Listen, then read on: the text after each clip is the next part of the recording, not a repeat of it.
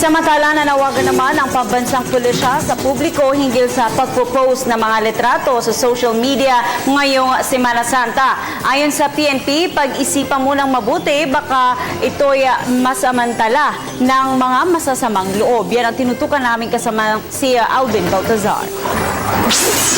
Sa mga kaunting kibot ay nagpo-post sa Facebook, makinig sa pakiusap ng PNP. Walang masama ayon sa pamunuan ng pambansang pulisya, pero panawagan ng PNP ngayong halos sunod-sunod ang lakad ng magpapamilya hanggat maaari limitahan ang mga impormasyong inilalantad sa mga social networks. Punto ni PNP spokesman Chief Superintendent Generoso Servo Jr. Sa post din kasi ng mga FB at Instagram users, nagkakaroon ng mga kawatan ng ideya kung kaninong bahay ang kanilang lolooban. Sa sandalian niyang makitang nasa bakasyon ng isang nagmamayari ng bahay, malamang sa hindi na maging target na ito ng mga masasamang loob, kaya payo ng PNP, balansihin kung ano ang dapat na mai-upload.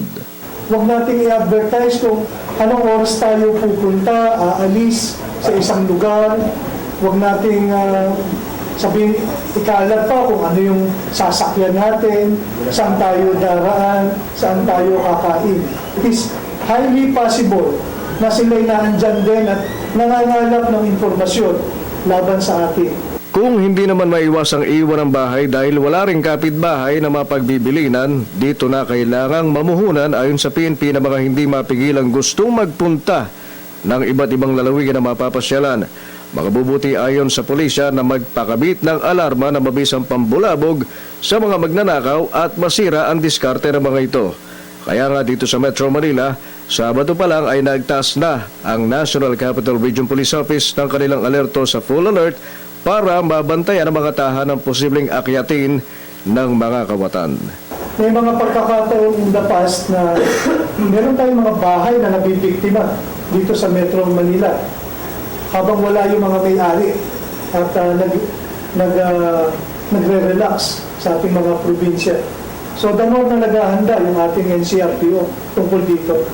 Paalala naman ng PNP sa mga nakikipagsiksikan ngayon sa mga bus terminal, paliparan at seaports, maging alisto dahil tiyak na naglipa na sa nasabing mga lugar ang mga batang salisi. Kaunting lingat lang aniya ang kailangan ng mga salisi at sa isang iglap, tiyak na tangay na ng mga ito ang tina-target na gamit.